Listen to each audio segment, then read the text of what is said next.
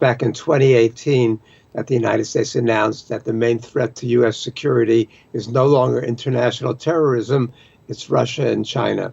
And clearly, they've said that China is the pacing threat. So China is the main concern.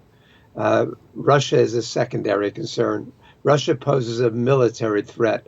China poses an economic threat. China is the number 2 economy in the world, soon to be the number 1 economy in the world.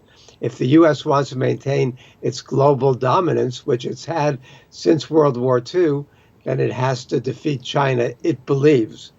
The United States does not approach it the way China does, as a win-win scenario. The United States approaches it as a zero-sum game. If we're up, then you're down. It's a very, very dangerous way to approach things.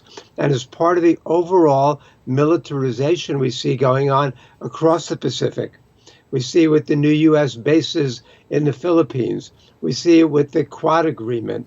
We see it with the AUKUS Agreement. We see it with Modi's visit to the United States recently. Japan doubling its military spending. The Yoon government in South Korea. One after another, the United States is putting into place this kind of system in the Pacific in order to contain China. And it's the wrong approach. And it can lead to war. Nobody who's sane wants to see a war, but the United States believes it can win without going to war if it plays its cards right. And that's an over-militarization of the region and putting China in a very defensive position, threatening what are China's core interests, as existential concerns for China and not for the United States, except for those who maintain American hegemony as the be-all and end-all of America's existence.